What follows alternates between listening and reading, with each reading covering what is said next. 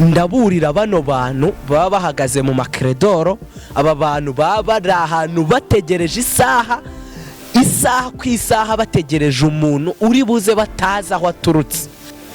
Ushobora gutahana dayimoni mu nzu yawe wari uzi ko utahanye n'umukobwa, nawe ushobora kuba wari uzi ko ngo uri kwikorera akazi gasanzwe ugasanga ni dayimoni yazamutse igiye kukujya hejuru.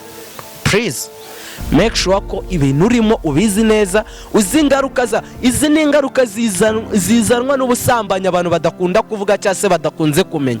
Gusa nimba wabikoraga garukiraho, hari ibindi bintu wakora bikakwinjiriza atari ibyo bintu.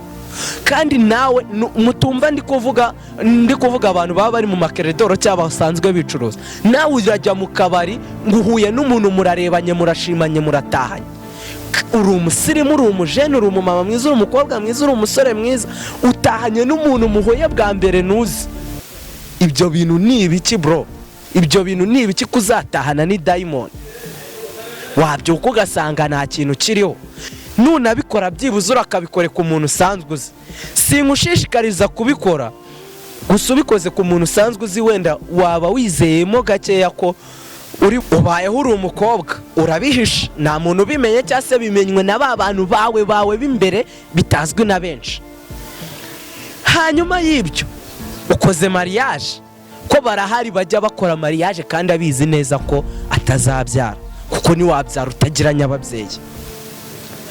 Bigeze igihe biramenyekanye ko impamvu utari kubyara ari uko nta nyababyeyi ugira. Already umugabo wawe mwaryamanaga agupfumbase, mwasezeranye cyangwa se mutanasezeranye wenda uko mwabanye sinkuzi, already akamenya ko impamvu abuze urubyaro ari ukubera ko wakuyemo inda ikajyana na nyababyeyi, arahita kwanga. Urwo ni rwa rwango navugaga.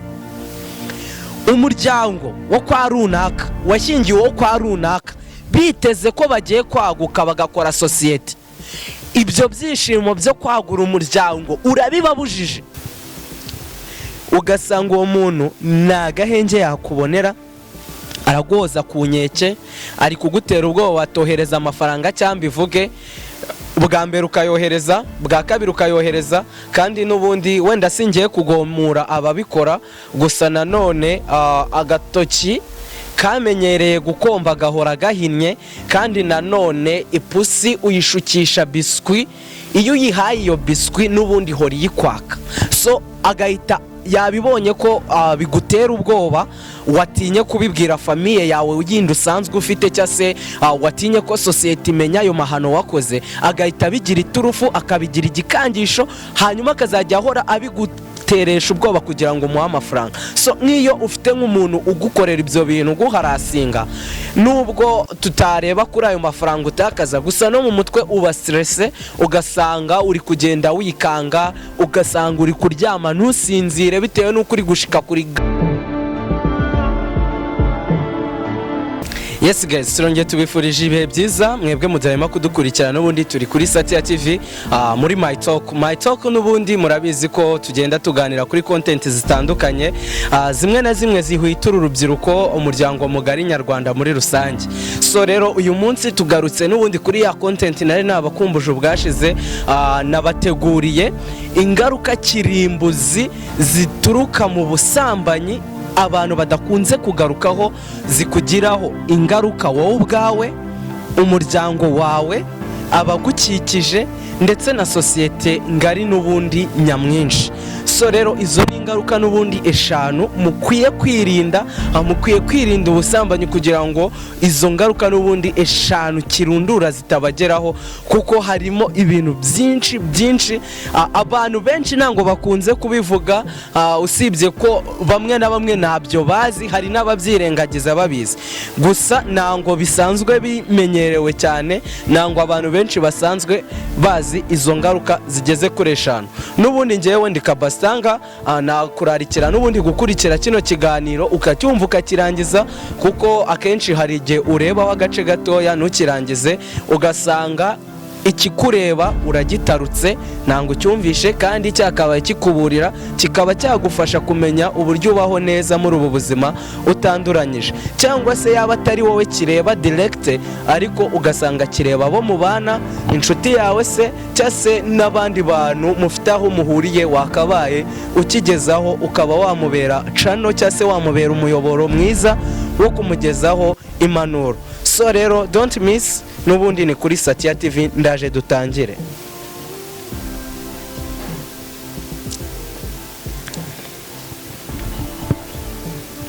Ikintu rero kiri ku mwanya wa gatanu cy'ingaruka mbi karundura abantu badakunze kumenya cyangwa se badakunze kuvugaho, zidakunzwe kuvugwa cyane, nta kindi ni ubuzima bwo mu mutwe. Ubuzima bwo mu mutwe bwangirika gute? So reka duse nk'abifashisha urugero gatoya. Nk'iyo umuntu yateye inda, reka ngaruke nko ku bajene, kandi turabizi ko n'ubundi igikorwa cyo gukora umwana cyangwa se cyo gutwita kibaho iyo hari imibonano mpuzabitsina yakozwe.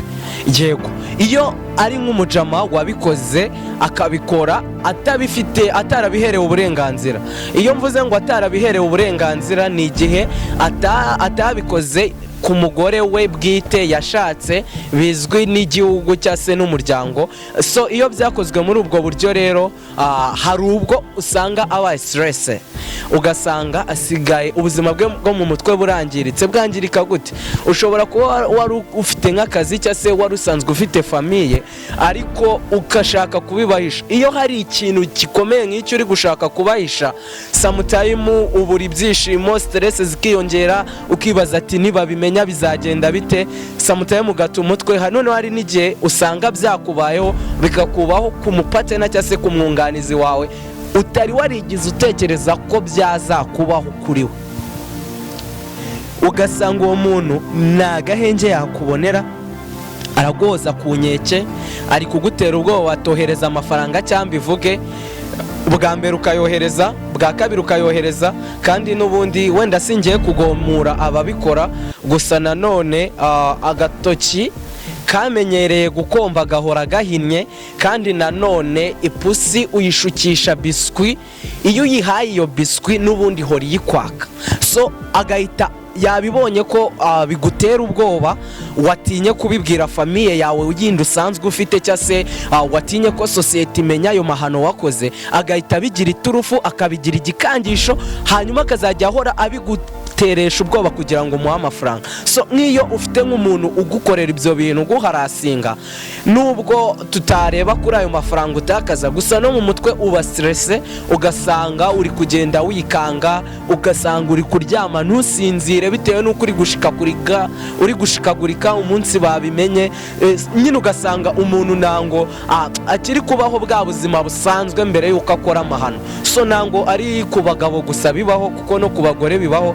Hari nk'abagore baba baciye inyuma abo bashakanye, akavuga ati nibaramuka bamenye neza ko nabyaye ku ruhande cyangwa se natwaye inda ivuye hanze bizagenda bite. Uretse n'ibyo gusa kandi n'ubundi ubuzima bwo mu mutwe burangirika. Reka tugaruke kuri bashiki bacu batwara inda zitateguwe bakiri batoya. So uburyo cy'ubuzima bwabo bwo mu mutwe bwangirika, first of all umuryango iyo utaguciye n'ubundi hari igihe ugufata nabi cyangwa se bakavuga ko wababereye igisebo, nubwo batabikwereka cyangwa se ngo bagutoteze, ariko hari naho bikorwa ugasaba bari kugutoteza, kiraturumbiye, uradusebeje, ntacyo uricyo.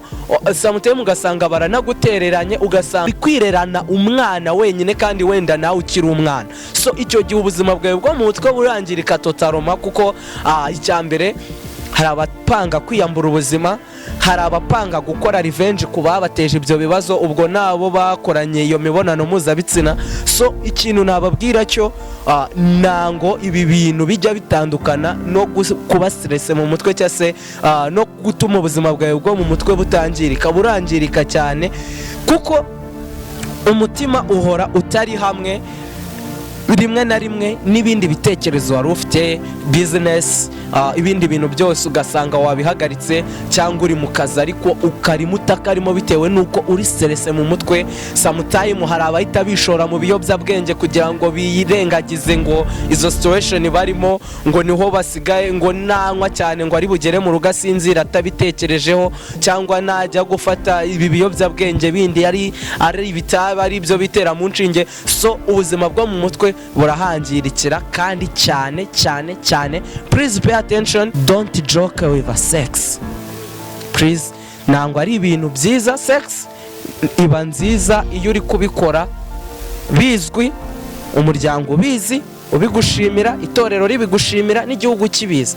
Apana kuzajya ugenda shondi hari umupasiteri byabayeho ngo birangira apfiriyeyo. Naye ngiye gukoresha imvugo zuba ariko nangwa ari imvugo zibereye abajene cyangwa se abantu bashaka ko tuzagira societe nzima. Icyo cyari ikintu cyari kiri ku mwanya wa 5 abantu badakunze kumenya cyane kandi gikururwa n'iki kintu cyitwa ubusambanyi.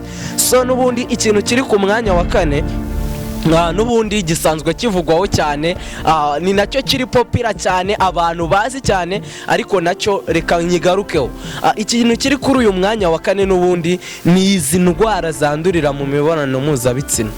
Abenshi bazi sida, yego sida yanduriramo kandi nikira, yego niyo izwi iri popira. Hari n'abavuga ati ufata imiti bikaba bikarangira, gusa nabwo nangwa ari ikintu cyoroshye kuko abasirikare b'umubiri bawe barazahara cyangwa se baragabanyuka cyane, kandi iyo utabimenye ku gihe ngo ufate imiti ubuzima bwawe burangirika. Sometimes hari n'igihe hakururirwamo urupfu ugasanga upfuye igihe cyawe cyo gupfa cyari kitaragera. Usibye n'izo ndwara harimo zamburugu, harimo imitezi, harimo n'ibindi izindi ndwara nyinshi zifite ububi bwinshi, yewe ko hari n'igihe iyo wazirwaye ugatinda kuzivuza birangira ubuze urubyaro, ugasanga wibereho gutyo nyine gusa kandi byaraturutse muri amakosa n'ubundi y'ubusambanyi cyangwa se muri bwa busambanyi wishoyemo kandi bitari ngombwa. So reka izi ndwara noneho tuzisoreze ku kintu abantu badakunda guha umwanya cy'agaciro, kandi ari ikintu buriya usanga gihemukira cyane abantu muri rusange. Hari indwara wandura ukazihisha. Iyo zihishe utinda kuzivuza, iyo utinze kuzivuza zirakunangura. Iyo zikunanguye uba uhombeje umuryango wawe, nawe ubwawe uba wihombeje kuko uba upfuye kandi ugapfa nabi. So reka tureke gukina n'ibi bintu kuko nanga ari ibintu byiza, ni ibintu bishobora kutugeza muri gihe no mu cyase mu kaga gakomeye wowe ubwawe utiyumvisha. Mu bitangira cyase umuntu abigiyemo abitangira ari enjoy, ari ibyishimo, yego, ariko bikazarangira ari kwicuza, ari mu marira, ugasanga nyine ageze hahandi avuga ngo nanejejwe n'ibyo yakoze. Bajya umunyarwanda aravuga ngo umanika agati wicaye wajya kukamanura ugahagarara, ubundi bakavuga ngo kakuryohera uyu munsi ejo kakakuniga. Nango nkwifurije kuba wanigwa n'ibyakuryoheye mbere, kandi nanone ibyera byose siko ari amata, kandi bishashagirana byose siko ari zahabu. Hari ikindi kintu abantu badakunze kwiyumvisha cyane cyangwa se kwegereza umutima, gusa nabyo biri mu ngaruka mbi cyane zizanwa n'ikintu cy'ubusambanyi. Abantu ntabwo bakunda kubiha agaciro, hari n'ababyirengagiza, ariko nibyo koko ni ukuri. Nabyo ikintu cy'ubusambanyi kiri mu mwe mu mpamvu nyamukuru kibikurura. Icyo rero ni ikintu kiri ku mwanya wa 3, nta kindi usibye inyatsi cyangwa se kudatera imbere. Ibyo bintu bishobora kuza gute bizanywe n'ikintu cy'ubusambanyi? Inyatsi cyangwa kudatera imbere, reka duhere kudatera imbere. Kudatera imbere hari igihe bizanwa nuko wenda reka tureke guhita tumentioninga umuntu neza, gusa ndabizi neza nimba uri umunyarwanda, nimba wenda hari nk'umuntu wari umucuruzi muri quartier yanyu, mwavuze ngo yafunze imiryango cyasigaye acuruza ibikarito bitewe n'abakobwa cyangwa n'abagore. Icyo kintu ndabizi neza ko nimba uri umunyarwanda muri quartier yanyu nango habura umuntu umeze gutyo byabayeho. So uwo muntu yarahombye cyangwa se akena bitewe n'iki? N'ubusambanyi no kutikontorora no kudakontorora umubiri we. So reka rero tureke gutuma ubusambanyi bwaba imwe mu mpamvu ituganisha mu bukene. Nango ari ubwa mbere ugiye kumva aya magambo. Hari umuntu ushobora kwishyura ibihumbi 500 akabyishyura umukobwa cyangwa umumama cyangwa umusore, ko nabyo byateye abasore b'abapfubuzi, akayamwishyura mu ijoro rimwe. Ibihumbi 500 cyangwa miliyoni nabyo bibaho. Ushobora kutamwishyura ibyo bihumbi 500 kuko wenda nuranabikozaho intoki, gusa ushobora kumwishyura ibihumbi 20, 40, kandi ibyo ngibyo nibyo wakabaye wifashisha mu kugira ngo utere imbere. Ayo mafaranga iyo yakuye mu yandi ukayaha umuntu mu ijoro rimwe, kandi byibuze wenda ushobora kuba ibyo bihumbi 20 umuhaye mu ijoro rimwe warabikoreye icyumweru cyose. Can you imagine? Ubwo urumva uri kuganaye. Nimba ushobora kwihiringa icyumweru cyose kugira ngo uzashake ibyishimo bitarengeje n'amasaha 2, urumva ko ubukene buri bukwatake, buri bukototere biturutse mu busambanyi. Please pay attention. Ikintu noneho navugaga kinyatsi, hari igihe uhura n'umwako umuntu muhuye ugasanga neza afite imikoshi. Already ibyo bintu mu buryo bumwe cyangwa ubundi ushobora kubyumva cyangwa ntubyumve, ukabyemera cyangwa ntubyemera. Bible irambwira ngo iyo ukoze imibonano mpuzabitsina n'umuntu uba ubaye umwe nawe mu maso y'Imana. Tekereza umuntu mubaye umwe, imikoshi afite irivanga n'ibyawe, birangire zanyatse ziri kuza, ugasanga ukoze ku mafaranga ntumenye ukuntu agiye, bitewe n'iki? N'ubusambanyi. Icyo cyari kiri ku mwanya wa kangahe? Wa 3 mu mico cyangwa se mu bintu bibi, mu ngaruka mbi zikururwa n'ubusambanyi abantu badakunze kuvuga. Reka ngaruke tubwireba zino ngaruka ebyiri zisigaye. Ibi bintu bibiri bisigaye, mbere yuko mbikubwira nabanza kukwibutsa gukora subscribe no gusangiza abashuti bawe cyangwa se abandi bantu iki kiganiro, kuko ndabizi neza ko gifite ahantu gishobora kugukura nawe gishobora kukugeza. So ikintu noneho kiri ku mwanya wa 2 moncheri ni mu cyumve neza, ni ukwihuza n'imbaraga z'umwijima. Nango nje hano nje kubatera ubwoba cyanje guhanura. Ndavuga ibiriho, ndavuga ibyo nabonesheje amaso cyangwa inkuru namwe mwagiye mwumva mukamenya. Iki kintu ngiye kuvuga mu cyumve neza mwitonze. Ndaburira bano bantu baba bahagaze mu makeredoro, aba bantu baba bari ahantu bategereje isaha ku isaha, bategereje umuntu uri buze batazi aho aturutse. Yaba abasore baba bahahagaze, yaba abakobwa baba bahahagaze, yaba abamama baba bahahagaze, yewe n'abakecuru narumvishe ngo hari abasigaye bahahagarara bakora uwo mwuga. Please make sure ko ibyo bintu murimo one day bishobora kuzabakoraho. Namwe muca muri keredoro, please itonde. Nunabikora byibuze urakabikore ku muntu usanzwe uzi. Singushishikariza kubikora, gusa ubikoze ku muntu usanzwe uzi wenda waba wizeyemo gakeya ko uri bubikore utabikoranye ni dayimoni. Ibi ndabivuga nk'ibintu niboneye n'amaso yanjye.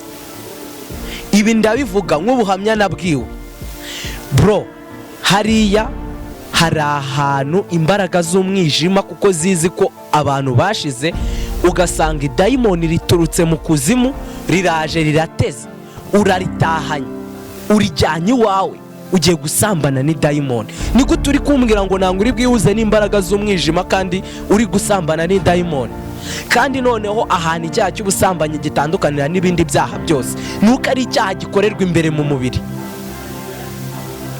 Make sure ko ibintu ugiyemo ingaruka uzabikuramo uzazifatisha yombi. Ushobora gutahana dayimoni mu nzu yawe wari uzi ko utahanye n'umukobwa, nawe ushobora kuba wari uzi ko ngo uri kwikorera akazi gasanzwe ugasanga ni dayimoni yazamutse igiye kukujya hejuru. Please make sure ko ibintu urimo ubizi neza, uzi ingaruka izi ni ingaruka zizanwa n'ubusambanyi abantu badakunda kuvuga cyangwa se badakunze kumenya. Gusa nimba wabikoraga garukiraho, hari ibindi bintu wakora bikakwinjiriza atari ibyo bintu. kandi nawe mutumva ndi kuvuga abantu baba bari mu makeredoro cyangwa basanzwe bicuruza. Nawe urajya mu kabari nguhuye n'umuntu murarebanye murashimanye muratahanye, uri umusirimu, uri umujene, uri umumama mwiza, uri umukobwa mwiza, uri umusore mwiza, utahanye n'umuntu muhuye bwa mbere ntuzi. Ibyo bintu ni ibiki bro? Ibyo bintu ni ibiki kuzatahana ni diamond? Wabyuka ugasanga nta kintu kiriho. Ejo bundi mu minsi yashize hari video zasirikiye mu gihugu cy'abaturanyi muri Kongo ko hari abantu bafite imbaraga z'umwijima bari kugukoraho bagatwara igitsina cyawe. Ababimenye mwarabimenye, abatarabimenye ubwo ni mwabimenye, ariko nyine ni ibintu biriho. Mwitonde, tugeze mu minsi ya nyuma, tugeze mu minsi udashobora gupfa gutandukanya icyiza n'ikibi udafite umwuka w'Imana. Imana itakurimo utabasha kubimenya. So mugenze gake, bantu mujya mu tubari mugatahana n'abantu, bantu mujya mu anniversaire mugahura n'abantu mugahita mu inshuti mukagera no ku rwego mushobora gukorana imibonano mpuzabitsina. Nababwira iki? Ibizababaho muzabyirengera. So rero iki cyari kiri ku mwanya wa kabiri mu ngaruka abantu badakunze kumenya bizanwa no gusambana cyangwa se n'imibonano mpuzabitsina. So reka ngaruke n'ubundi mbabwira ikintu kiri ku mwanya wa mbere.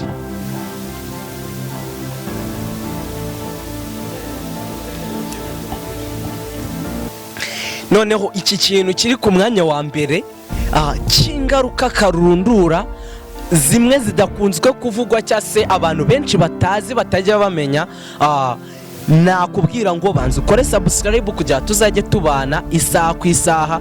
Buri my talk episode twa uploadinze uzajya uyibona mu ba mbere. Yego urakoze cyane. Nimba kandi uri kubona ko ibyo twahereyeho tuvuga ari ukuri, wabisangiza inshuti zawe kugira ngo zirinde. Tugeze mu minsi mibi ko nta muntu n'ubu ngubu usigaye unezezwa n'iterambere ryawe. Abantu banezezwa n'iterambere ryawe ni bakeya kandi bisigaye biba hake. So rero wasangiza inshuti zawe zose cyangwa se abantu muziranye, abo mukorana iyi video kugira ngo ibashe kubaburira hato ibibazo bitazabageraho biturutse mu byishimo by'amasegonda makeya, bikabageraho bakazabyicuza ubuzima bwabo bwose. Ikintu rero kiri kuri uyu mwanya wa mbere ni ugukurura inzangano mu muryango, amashyari ndetse no gukururira umuvumo mu muryango. Ibi ngiye kubivuga gutyo. Ushobora kwibaza ukuntu ubusambanyi cyangwa se sex, imibonano mpuzabitsina wikoreye wowe ubwawe yakurura inzangano mu muryango, igakurura umuvumo mu muryango, uretse n'uwo muryango wawe n'abagukikije nabo bose bakabigiraho ingaruka mbi zibageraho, bakabigiraho ikibazo. So natangiye nkubwira ko ibintu nkubwiye ari ibintu bikugiraho ingaruka wowe ubwawe wakoze imibonano mpuzabitsina idasengesa cyangwa se itejejwe, ukakugiraho ingaruka umuryango wawe, abazagukomokaho, igisekuru cyawe. Icyo kintu namaze kukibabwira, ni inzangano mu muryango, umuvumo mu muryango, kuba kuzi ukabipfunwe ku bantu bose. Reka mbaho urugero rutoya. Ukoze imibonano mpuzabitsina, uri umukobwa, uyikoze utabipanze cyangwa se utabishaka, bigeze kuri ya level yo gukuramo inda. Nyumve neza witonze. Ukuyemo inda biranze, ukuyemo inda biranze, biremeye da, inda yawe ijyanye na nyababyeyi. Twahereye kuki? Twahereye ku byishimo biza mu isegonda rimwe abiri bitarengeje isaha. Ugeze ku rwego rwo gukuramo inda. Inda ntabwo igiye yonyine, ijyanye na nyababyeyi. Si ikintu cyoroshye. Ubayeho uri umukobwa, urabihisha, nta muntu ubimenye cyangwa se bimenywe na ba bantu bawe b'imbere bitazwi na benshi. Hanyuma y'ibyo ukoze mariage, ko barahari bajya bakora mariage kandi abizi neza ko atazabyara, kuko ni wabyara utagira nyababyeyi. Bigeze igihe biramenyekanye ko impamvu utari kubyara ari uko nta nyababyeyi ugira. already umugabo wawe mwaryamanaga agupfumbase, mwasezeranye cyangwa se mutanasezeranye, wenda uko mwabanye sinkuzi, already akamenya ko impamvu abuze urubyaro ari ukubera ko wakuyemo inda ikajyana na nyababyeyi, arahita kwanga. Urwo ni rwa rwango navugaga.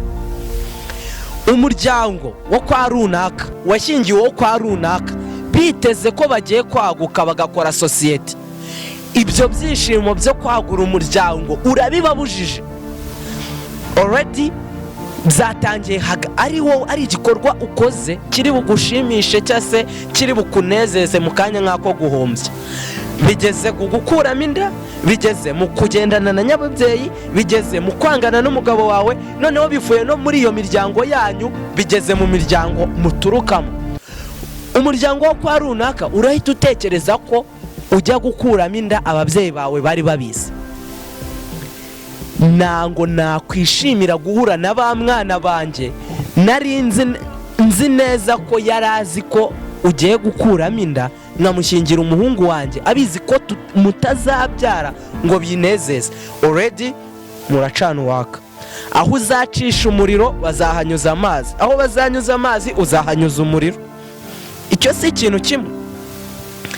Reka tuve kuri iyo parite y'umukobwa tugere ku basore. Si bya byishimo by'amasegonda turi kuvuga. Sex ugezeyo ukuyeyo umutezi, utinze kuwivuza, intanga zawe zibaye ibihuhu, ugeze kuri level yo kutabyara. Ikintu cyo kutabyara kiri mu mpamvu nyamukuru zituma imiryango itana, inzangano ziza, noneho bikamenyekana ko wabigizemo uruhare kugira bikubeho. Shaka bakakubayeho pe, nanjye mbimenye pe, nakubeshye mbimenye ko byabaye ari wowe wabyikururiye. Yego turi inshuti sinakujugunya, ariko nanone hari ahantu nazajya ngarukira mu mubano wacu, hari aho nagarukira. So please pay attention. Ibi ni ibintu biri kwangiza societe. Wa mugabo we, ego twari turi ku mugabo urwaye umutezi agatinda kuyivuza akabura nawe urubyaro, bikazamenyekana ko impamvu atabyara ari ukubera wa mutezi. Urumva rizati zavamo ari iyihe? Reka nitangira ikibazo bantu mukurikiye Satya TV mukinsubize muri comment. Uramutse ukundanye n'umuntu, wenda ugize amahirwe umenye ko nta nyababyeyi agira, ubimenye mutarabana, mwabana yego cyahoye. Wa mukobwa we umenye ko umusore mugiye kubana yagiye mu mico itari myiza bikarangira atabyara, mwabana yego cyahoye. Icyo ni ikibazo nari mbabajije, twikomereze kuri content yacu. Ngende kuri iki kintu ndi kubabwira ko ari cyo kintu kiri ku mwanya wa mbere abantu badakunze kumenya cy'ingaruka mbi zizanwa n'izi sex n'ubu busambanyi. So icyo twari turi kuvuga kuri icyo kintu cyo kubura urubyaro, ariko ntabwo ibyo ari byo byonyine bizabigukururira icyasha cyangwa umuvumo. Tureke kwibanda hagati y'abashakanye gusa. Turakuzura umujene, uracyari umusore, tumenya ko wafashe akana ku ngufu k'imyaka 5. Si cya gikorwa cyawe wikoreye. Ngewe nimba ndi inshuti yawe nkajya kumva ngo wa muntu mwagendanaga yafashe akana ku ngufu k'imyaka 5, already ndakwanga. Uraba usibye ko nubwo ndi bukwange nanjye uraba unsebeje, aho nzatambuka bazavuga ngo to wa undi bagendanaga. Please pay attention. Ibyo byari ibintu 5 by'ingaruka karundura cyangwa se kirimbuzi abantu badakunze kumenya, zikugiraho ingaruka wowe ubwawe wabikoze, ababyeyi bawe, abo uzabyara, abashuti bawe, abagukikije, ndetse n'umuryango nyamwinshi, societe nyarwanda yose ugasanga urayisebeje cyangwa se uyibereye umutwaro bitewe n'amafuti yawe. Iyi ni Satya TV, ikiganiro cyo cyari My Talk. Mbere yuko nsoza, nubwo tutatangije isengesho, reka dusoreshe isengesho kugira ngo dusabe Imana kugira ngo uze ibane natwe, kuko n'ubundi turabizi ko sometimes tugerageza gukora ibyiza ibibi bikatwitanga imbere, ariko tugerageze duhumuke, twirinde ibintu byadushyira mu kangaratete, kandi nanone twirinde akaryoshye. Umunyarwanda yaravuze ngo imbeba yakurikiye akaryoshye munsi y'akabati birangira. Kandi nanone yaravuze ngo kakuryohera uyu munsi ejo kakakunika. Umanika agati wicaye, wajya kukamanura ukagira uto ugahagarara. Please reka dusoreshe isengesho. Mana Data wa twese uri mu ijuru, turakwinginze ururuka uzubane natwe, tabara urubyiruko, tabara umuryango mugari nyarwanda. Turabizi ko sometimes tugerageza gukora ibyiza ibibi bikatwitanga imbere, gusura Imana ishobora byose. Uri Imana ivuga bikaba, yategeka bigakomera. Uri Imana ishobora byose, nta na kimwe kikunanira. Ururuka muri aka kanya usanga imitima y'abagukeneye, y'abantu bagize guhinduka muri bo, ubabere itara ribamurikira inzira nziza bakwiye kunyuramo. Kandi nanone turongeye turagusabye ubane natwe, ukomeze udufashe muri byose. Bana n'aba bantu bakurikira indonke bikarangira ubuzima bwawe bugendekeyemo, kandi ongera uwohereza umwuka wawe mu bantu bawe, abantu bazajye babasha kumenya abantu bari kumwe nabo, kuko iyo umwuka mubi warateye, abantu basigaye bakora ibyangwa n'amaso yawe ku karubanda, ntibagire n'isoni zo kubyirata no kubyigamba. Ongera wiheshe icyubahiro nk'Imana. Kandi Mwami turakwinginze ngo ubane natwe, ubane na buri umwe wese wifuza guhinduka, kandi turabizi ko byose bishobokera uwizeye.